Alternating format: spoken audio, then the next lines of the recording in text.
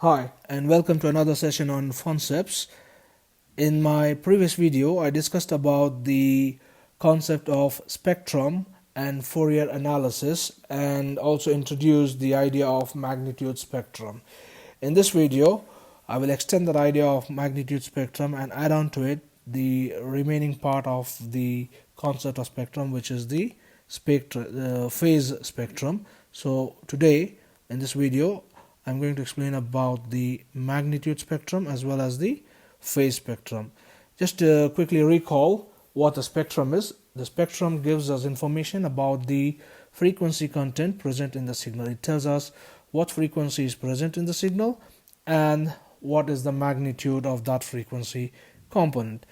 So to start with, we'll take some simple single tone frequency components. So that means a signal which contains only a single frequency component. So we have this first signal here, which we call as x1 of t, and that has a frequency of 1 hertz with an amplitude, a peak amplitude of 2 volt. So why is it 1 hertz? Because it completes one cycle in 1 second. So it completes one cycle in another 1 second. The second signal here is having a frequency of 2 hertz and a peak amplitude also of 2 volt. So that is it is 2 hertz because it is completing 2 cycles in 1 second. However, there is a difference between the first and the second, in the sense that the first is a cosine wave and the second one is a sine wave. So the cosine wave is having a frequency of 1 hertz and the sine wave is having a frequency of 2 hertz, and both the signals have a peak amplitude of 2 volts. The third signal here is obtained by adding the first two waveforms, which is x1 of t and x2 of t. So we get this x of t, which we call this third waveform. I'm denoting that as x of t, and it is obtained by adding the first two signals, which is x1 of t plus x2 of t. So if we plot the spectra of these signals one by one, first we will focus on the magnitude spectrum of these signals. That means it tells us what is the frequency present and what is the magnitude of that particular frequency component. In the case of x1 of t, there is only one frequency present in the signal, and that is 1 hertz. So, and it has a magnitude of 2 volt. So when we draw the spectra or the spectrum, in this case, we denote the frequency present and the magnitude of that frequency component. So we have a 1 hertz component and its magnitude is 2 volt. But as per the convention, we divide the magnitude onto as being half being on the positive frequency side and half being on the negative frequency side. And to understand the concept of negative frequencies and where do they arise from, please look at my earlier video on negative frequencies. It is there only as a mathematical convenience, and it is not a physical reality. But the general idea is that whenever we plot the spectrum, we divide the magnitude or as half on the positive side and half on the negative side. So the 2 volt is divided as 1 volt on the positive frequency of 1 hertz and another 1 volt as a negative 1 hertz. So that gives us the magnitude spectrum for x1 of t. Similarly, we have x2 of t, which is having a frequency of 2 hertz and a magnitude of 2 volt. So we have a frequency component at 2 hertz with a magnitude of 2 volt, that is divided half on the positive side, that is 1 volt on the positive 2 hertz and 1 volt on the negative 2 hertz. The third signal, x of t, whose magnitude spectrum we denote as x of f, is having two frequency components, which is 1 hertz and 2 hertz, both having an amplitude or magnitude of 2 volts, which are divided half on the positive side and half on the negative side. So the positive and negative both have a magnitude of 1 volt each. So it has a 1 hertz frequency component and a 2 hertz frequency component, right? But if you look at these spectral diagrams, all three of them, these do not indicate whether this frequency component is a sine wave or a cosine wave or for that matter, it's whether it is a sinusoidal signal of any arbitrary phase shift. So to get that information or to complete the picture about the spectrum, we need to add on information and depict the information of the phase. So that is where the concept of phase spectrum comes in. In order to complete the frequency domain representation, we need to define certain conventions, and the convention is that we will denote our signal only in terms of the cosine functions. So wherever there is sine, we need to convert the sine into a cosine wave, and for that we recall that the sine function is nothing but a phase shifted version of the cosine function. So it's cosine omega t can be written as cosine omega t minus 90 degrees. So sine is nothing but a cosine shifted to the right by 90 degrees, or shifted to the right by pi by 2. So we can also write that as cosine omega t minus pi by 2, right? So with this identity, we can now denote this frequency component in terms of cosine, and the convention when we plot the spectrum is that the magnitude spectra are all denoting the frequency components in terms of the cosine functions. So the remaining information related to the phase shift has to be incorporated and depicted by the phase spectrum. So with that convention, we will now define x2 of t, which is here in terms of sine. We'll have to replace the sine and make it as a cosine.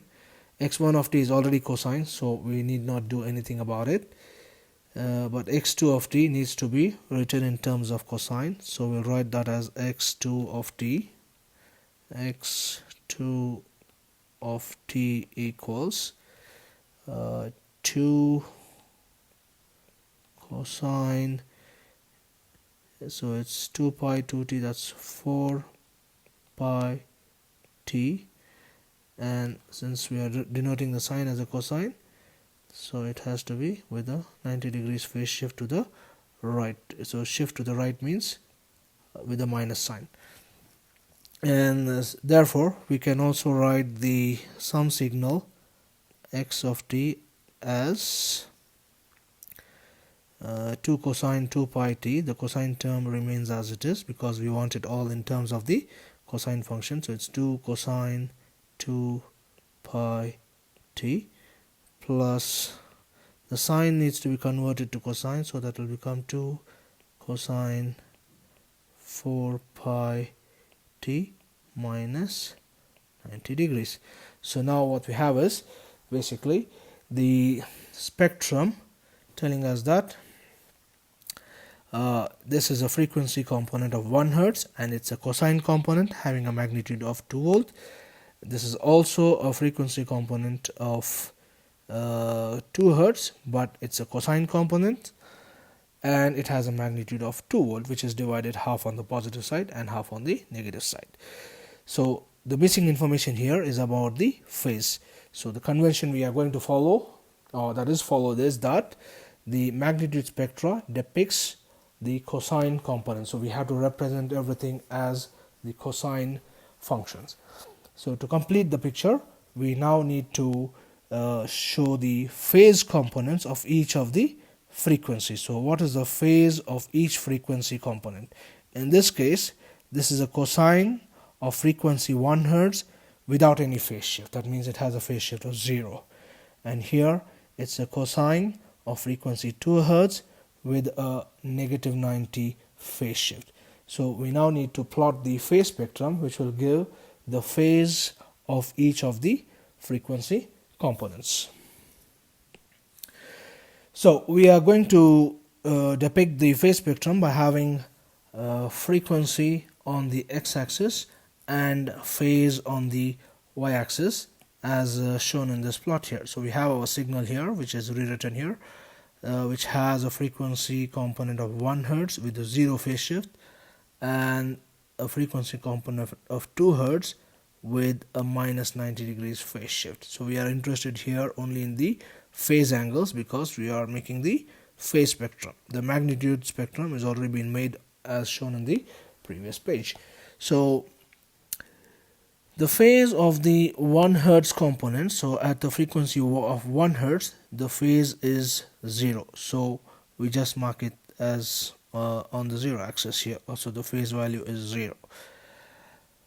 And we mark a corresponding phase value on the negative frequency as well, because we had the negative frequency on the magnitude spectrum as well. So the corresponding phase for the negative frequency here is also 0. At the frequency of this 2 Hz component, the phase angle is minus 90 degrees. So we have at 2 Hz a phase angle of minus 90 degrees. And correspondingly, we have the phase representation at the negative frequency component, which will be plus 90 degrees, right? So to understand why we have the phase for the negative frequency component with an opposite sign as corresponding to the positive frequency, that's because the negative frequency is seen as a phasor which is rotating in the opposite direction to the positive frequency. So if the positive frequency has a certain phase, the negative frequency will have a phase which is a negative of the phase value corresponding to the positive frequency. So since the positive frequency has a phase of minus 90, the negative frequency will therefore have a phase of negative 90, which is positive 90.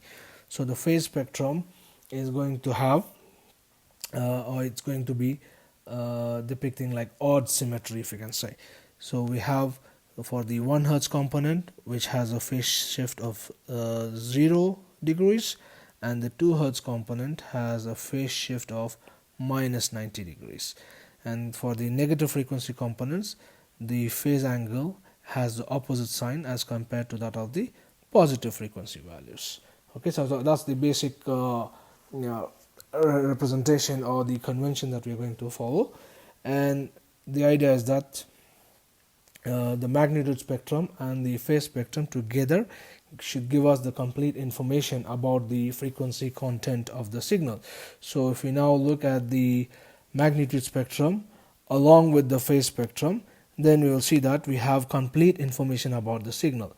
So the magnitude spectrum tells us what are the frequencies present and what are the magnitudes of those frequency components, and the phase spectrum now tells us what are the phase values of those frequency components, because we take the cosine as the as our reference with the 0 phase, and any other signal will be represented in terms of the cosine. So sine will become a cosine shifted by minus 90 degrees, and we can also have other combinations, like for example a signal with a minus sign in front, which is basically a 180 degrees phase shifted version. So we'll do some more examples related to those things, but together what we want to understand here is that the magnitude spectrum and the phase spectrum combined give us the complete information about the signal. In many practical cases, sometimes the phase becomes not so important, and in such cases we focus and discuss only about the magnitude spectrum. But wherever the phase becomes relevant and important, we need to take into consideration the phase spectrum as well, and we need to investigate and look at the phase spectrum as well. So a few points before we proceed further is that the magnitude spectrum, if you notice all these three diagrams, the magnitude spectrum is having an even symmetry. That means the what you have on the positive frequency side and what you have on the negative frequency side, they are just mirror images of each other. So the magnitude spectrum has even symmetry. And correspondingly, if you look at the phase spectrum here, the phase spectrum has odd symmetry. That means it is an inverted mirror image. So what you have on the negative frequency is a mirror image which is inverted or flipped over. So the phase spectrum has odd symmetry. So let's summarize those points. So those are some properties. The magnitude spectrum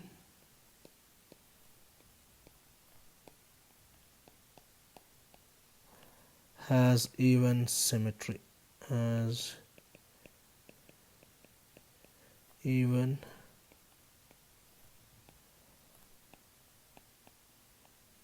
so in other words, we can write x of minus f, the magnitude, is equal to x of f. So the negative side of the magnitude spectrum is just a mirror image of the positive side of the magnitude spectrum, and the phase spectrum has odd symmetry. So phase spectrum has odd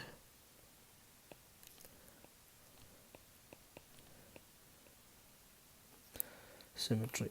So we can write that as the phase value at negative frequency is equal to the negative of the phase value at the positive frequency. So the phase spectrum has odd symmetry. Okay, now let's do some more examples to understand how to plot the magnitude and phase spectra, and I'll continue with, let's take some example for some arbitrary signal x of t, which is a combination of multiple sinusoidal components, each having their own amplitudes and phases. Here we have an example of a signal x of t, which is having a cosine component of frequency 5 Hz and amplitude 10 volt, a sine component of frequency 10 Hz and amplitude 8 volt, and another cosine component of frequency 20 Hz and an amplitude of minus 4 volts. So the minus here indicates a phase shift of 180 degrees. So it's basically an inverted cosine wave. So we'll need to get rid of the minus and make it plus by incorporating a phase shift within the cosine function. So the convention is that when we want to make the magnitude and phase spectra of any signal, we need to represent all the frequency components in terms of cosine. So the first one is cosine, so we leave it as it is. This is a sine component which we need to represent as a cosine component by incorporating a phase shift of 90 degrees in the cosine. So sine is cosine omega t minus 90. And the other convention that we need to follow is that all these signs must be positive. So this minus sign should be made plus by incorporating a phase shift of 180 degrees. If you recall, a sine or a cosine wave, when shifted by 180 degrees, becomes an inverted sine or cosine wave. So in this case, minus cosine is nothing but plus cosine with a phase shift of 180 degrees. So we need to include a phase shift of 180 in the angle here and get rid of this negative sign and make it as positive. So the convention that we need to follow is all cosine components and all the components should have a positive amplitude. So we need to get rid of all the negative signs and convert them to positive. So all this can be done by incorporating appropriate phase values for each of the signals. Right, so we can now represent the signal x of t. Okay, we can now represent x of t in terms of all cosine and all positive terms as 10 cosine 2 pi 5t plus 8. We need to make the sign as cosine, so it will be cosine 2 pi 10t, so that's 2 pi into 10t, and because we are depicting the sign in terms of a cosine, we should include a phase shift of 90 degrees in there. And here we have to make the minus as plus, so I'll write it here separately. So we have to make it plus 4 cosine 2 pi into 20t, and because we removed the minus from here and made it as plus, we have to include a phase shift of 180 degrees, and that could be either minus 180 or plus 180. It has the same effect, but as a convention we will follow, or we will adopt plus 180 degrees phase shift. So it doesn't matter, even if you do it as minus 180 degrees phase shift, the result would be the same. So that is not an issue, but I'm going to follow the phase shift of plus 180 degrees. So we included plus 180 here. So now we have all our terms in terms of cosine, and all the terms have positive amplitude.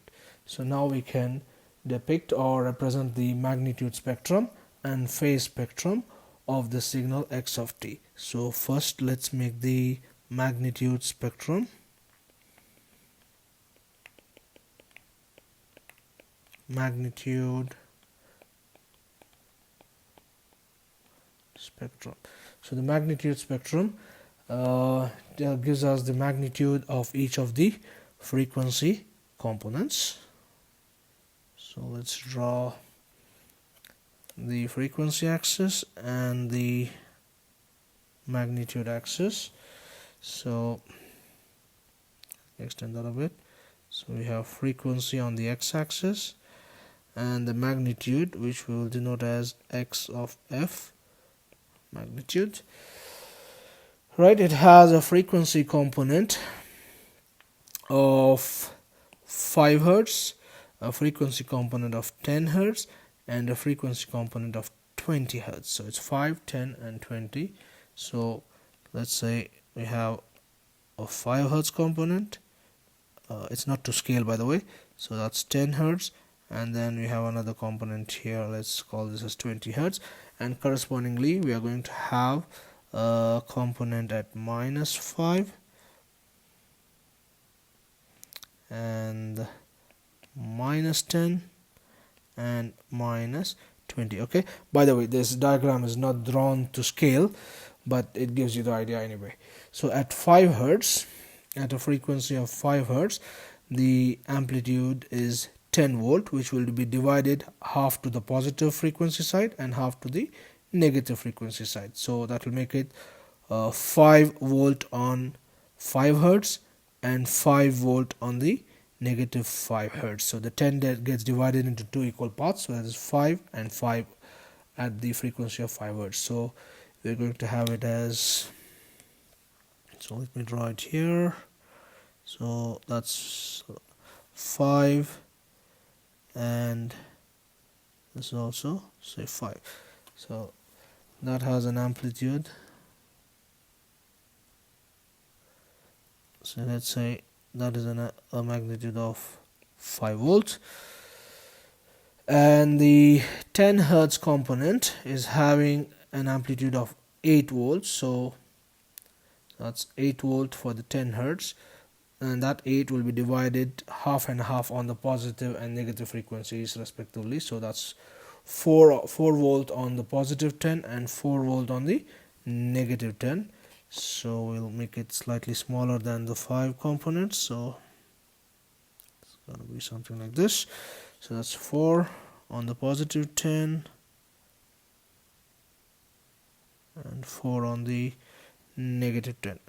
So let's say that's 4 volts, and just make it smaller. Okay, and the 20 Hz component is having a magnitude of 4 volt, which will be divided half onto the positive frequency and half on the negative frequency. So that will make it 2 volt on 20 Hz and 2 volt on negative 20 Hz. So we can have it as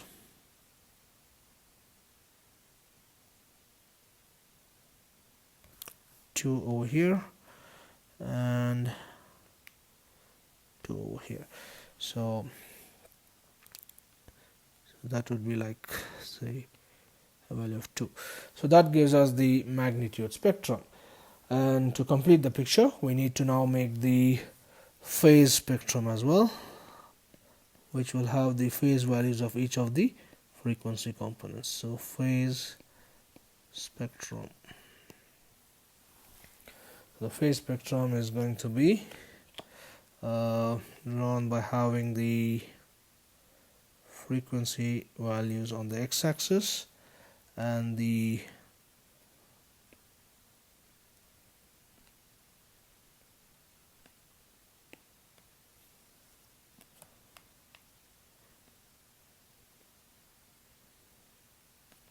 phase values on the y-axis. So we have frequency on the x-axis and the phase, which we are calling by the letter phi, on the y-axis.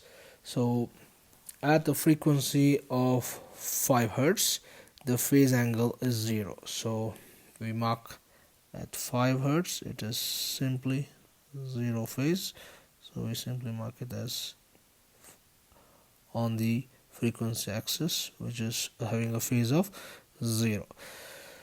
And then we have the frequency component of 10 Hertz, which has a phase angle of minus 90 degrees. So that's our 10 Hertz component. So at 10, it's minus 90 degrees. So it will be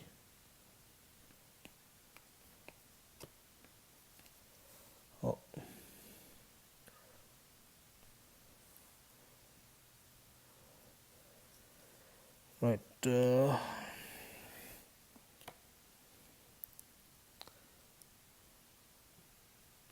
So let's say let me make it a bit smaller. So let me make it like this. So at 10 Hertz, we have minus 90 degrees. So we'll call this as minus 90 at 10 Hertz, and correspondingly at minus 10 Hertz, okay, at minus 10 Hertz, it will have an opposite sign. So if it's minus 90 on the positive 10, it's going to be plus 90 on the negative 10, because the phase spectrum is going to be having, or it has, odd symmetry. So that will be plus 90 degrees. And then we have the 20 Hertz frequency component here, which has a phase angle of plus 180 degrees. So on the positive frequency, it is plus 180, and therefore on the negative frequency, it will be minus 180. So we have the 20 Hertz frequency component with an angle of plus 180. So we'll call this as 180 degrees.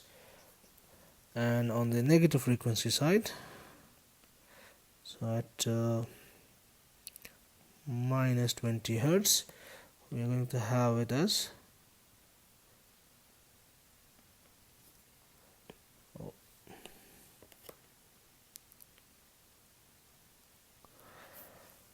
say minus 180 degrees. So we see that the magnitude spectrum and the phase spectrum together give us complete information about the frequency content of the signal.